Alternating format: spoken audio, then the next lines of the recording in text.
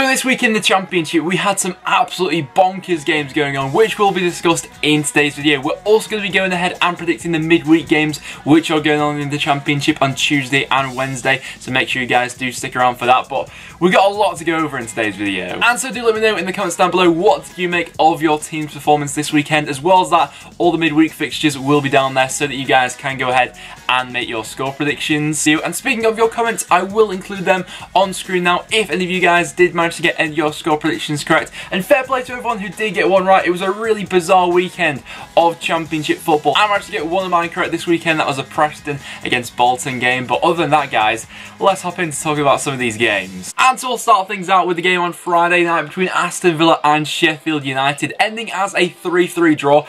I'm not sure how to summarise this one. Sheffield United were in complete control of this game for about 80 minutes of it, and then they completely threw it away in the last 10 minutes. I've got to say, despite the Aston Villa comeback for this one, it is sort of papering over the cracks, because for that first 80 minutes, Aston Villa were all over the place in this one. There were too many passengers in this Villa side for this one. Their midfield was non-existent. Players going forward like Kodjo wasn't offering anything. And that could be seen with some of the goals that were conceded. The second one scored by Billy Sheff, a little bit controversial as it was kicked out of Kalinić's hand. But apart from that, Sheffield United really were in cruise control for this one. Billy Sheff obviously getting all the plaudits for this one after scoring a hat-trick. However, two players who I did like the look of for Sheffield United for this one were both Gary Medine and especially Kieran Dowell going forward. I felt like when Dowell went off in the second half, Sheffield United lost a lot of their shape and impetus going forward, and Villa seemed to sense that. And Dean Henderson had a bit of a nightmare for the last 10 minutes of this game. The first goal coming from Tyrone Mings, coming in from a corner. He managed to out-jump Henderson and managed to pull it back to 3-1. Even at that point though, I couldn't see Villa getting anything from the game, but then Tammy Abraham manages to pull it back to 3-2 after Dean Henderson had parried the ball straight into the path of the striker. And then Jack O'Connell completely shanks his clearance, and the ball's allowed to loop into the far post where Andre Green is there to go on and slot it in to make it 3-3. An unbelievable ending to this game, and you do have to give Villa credit for fighting back for this one, although it wasn't the best performance from them. Overall, Sheffield United, it's got to feel like an opportunity missed for them,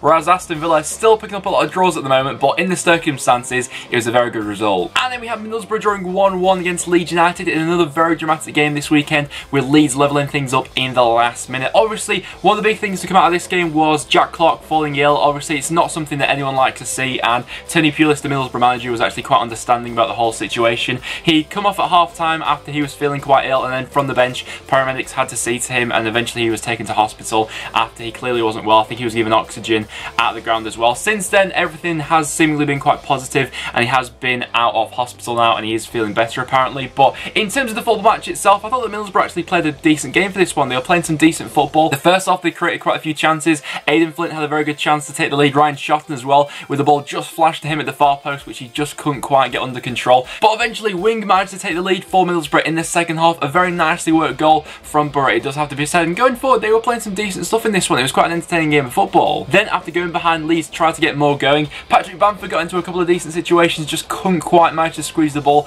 past Dan Randolph. But then, in the 101st minute, Calvin Phillips managed to salvage a point for Leeds United after Cooper had headed the ball to him at the far post. Really dramatic scenes at full time as Leeds managed to level this one up. And at the end of this weekend, that means that Leeds sit second in the Championship currently, and Middlesbrough sit fifth with a game in hand on the teams above them. Then we have Blackburn going up against Bristol City, where it was the away side claiming all 3 points, and what a run Bristol City are on at this point in time. That's now 8 consecutive wins in all competitions and 14 unbeaten now for the away side, who still remaining in the top 6, and their defensive record is looking absolutely fantastic. Another clean sheet in this one. Only Middlesbrough have conceded less goals than Bristol City this season. Only 29 goals they've allowed so far, and defensively they were looking very resilient for this one. For the home side, Denny Graham and Bradley Dack both returned to the starting 11 after both of them had gone off injured against Brentford.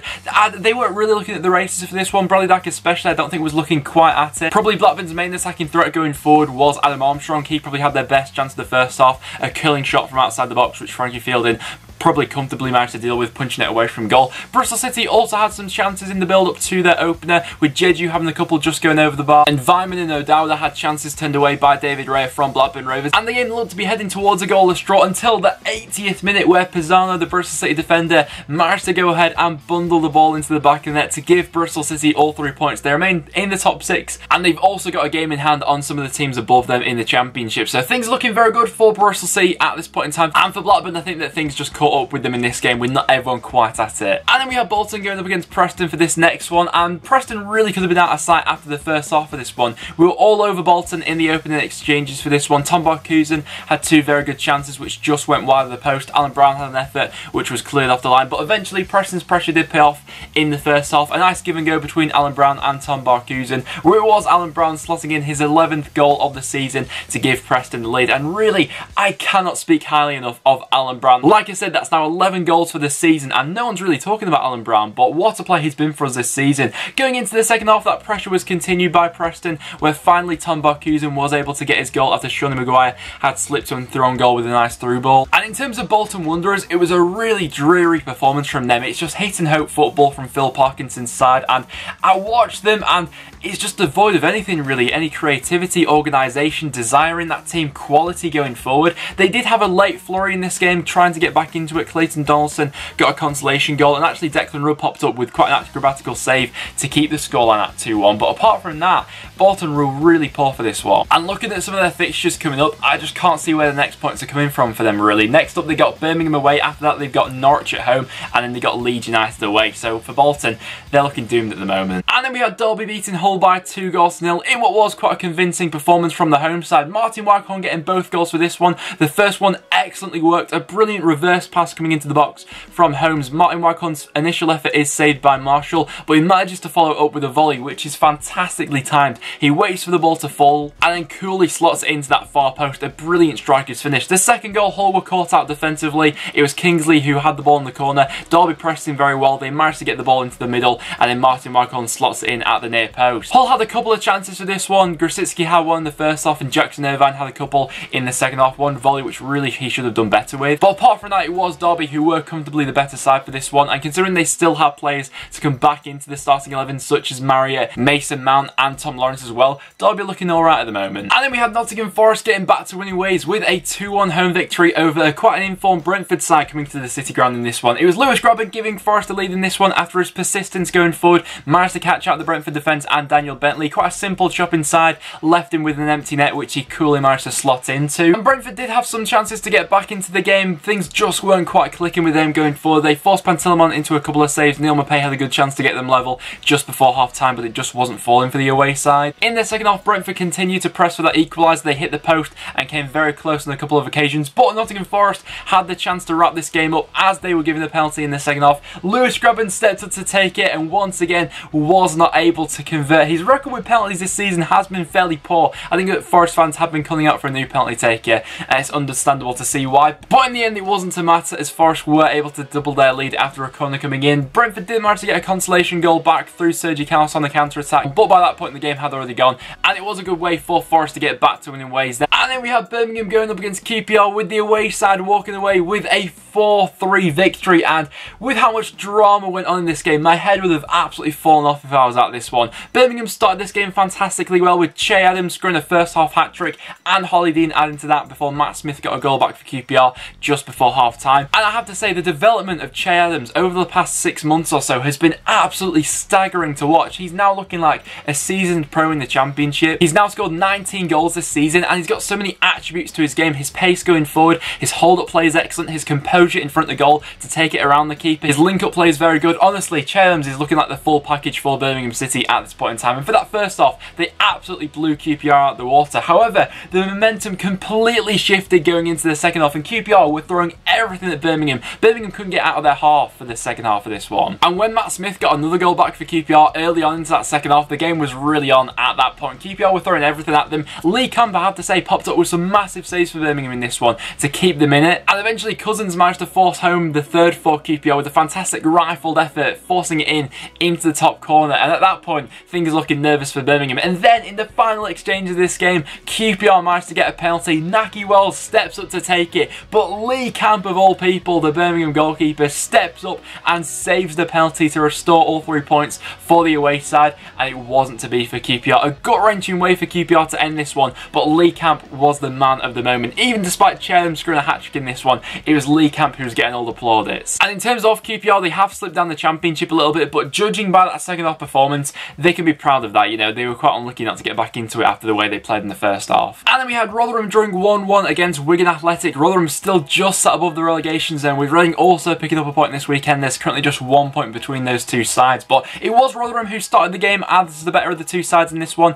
as they managed to take the lead after Will Vokes cross coming in and Robertson heading it into the back of the net after the Wigan defence had been caught a little bit flat-footed. But against run of play, sort of, Josh Windass managed to pull a goal back for Wigan just 4 minutes after that, smashing his effort into the far post. A brilliant goal from Josh Windass in that one to pull Wigan level. And then going into the second half, both goalkeepers pulled off a number of saves to keep their side in this one. But in the end, nothing could separate these two sides. Rotherham tried to impose their physical nature on this Wigan side, and that was working for large parts of the first half. I thought this Rotherham side was looking quite good, but towards the later stages of it, they seemed to tire a little bit, and Wigan were growing more into the game. Danny Fox had to be taken off for Wigan in the first half after he'd been knocked out unconscious, so obviously I wish him all the best in recovering from that. But ultimately finishing as a 1-1 draw. Not the worst result in the world for either side, but considering Rotherham's situation, they really could have done with all three in this one. And then we had Sheff Wednesday drawing 0-0 with Reading in not the best game going on this weekend in the Championship. It was two sides going up against each other who couldn't quite click into gear for this one. Sheff Wednesday, they have improved defensively since Bruce has come in. That's now 2 clean sheets for them,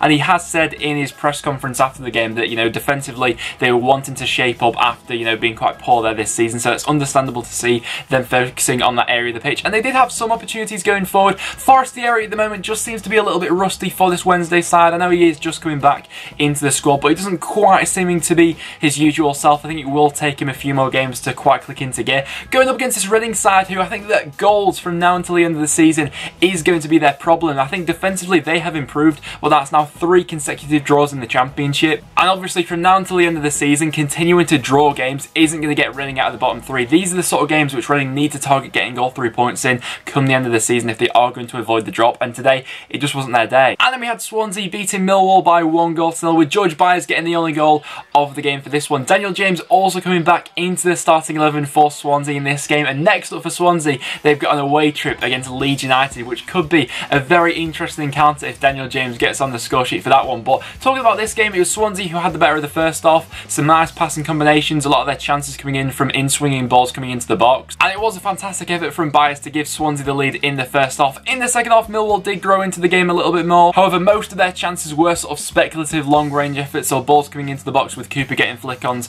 and someone else getting in there at the last minute. But Swansea were also creating chances. Selena had a nice give and go, which he managed to chip over the goalkeeper, but that was just cleared off the line in the nick of time. And in the end, it was Swansea who were able to hold out for all 3 points in this one. And then we have West Brom beating Stoke City by 1-0. In the end, West Brom didn't really need to do much for this 3 points. Stoke I thought were incredibly average for this game. Actually, they were worse than average. They were really poor, actually. Watching this one, West Brom were quite comfortable for the whole 90 minutes. It was Dwight Gale who gave them the lead in the first half after a nice set-piece routine. The ball coming to the back post, Hegazi playing the ball back across for Dwight Gale to have an easy tap-in for him to make it 1-0 to West Brom.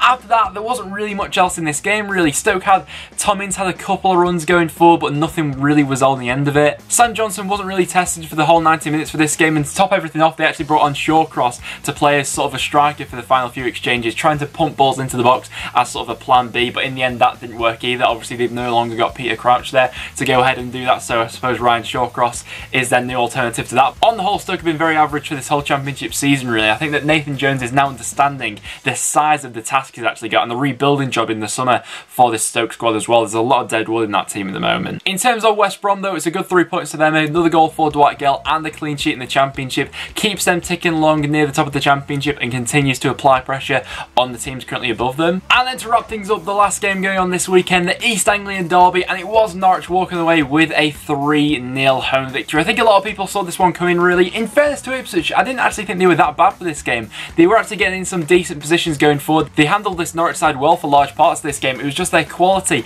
in the final third just wasn't there for this one, and in the end Norwich were able to comfortably deal with them. And it was Norwich who got off to the perfect start in this game, with Onel Hernandez giving them the lead after just 1 minute and 20 seconds. And it was just Norwich having those moments of quality which really punished Ipswich for this game. Timu Pukki, if he gets a half glance of goal, he's going to end up punishing you, and he managed to do that twice in the second half. The first one, a fantastic sweeping finish past Bilkowski to make it 2-0 to Norwich City, and then he was sent through late on in the 80th minute where he just managed to poke the ball under him to make it 3-0. By that point in the game, it had already gone. obviously we also had Paul Lambert being sent off against his former club as well after it all kicked off just before half time. And to make things worse for Ipswich, probably their best player this season, Freddie Sears, has been ruled out for 9 months after an injury he picked up in this game, damaging his cruciate ligaments. So really bad news for Ipswich for the rest of the season. That obviously I wish him all the best for recovering from that. But with this result, that now takes Norwich back to the top of the Championship, where things are looking good for them at the moment. But guys, there were all the games that were going on this weekend, so do let me know in the comments down below, what did you make of your team's performance? In terms of my result of the weekend, there are a lot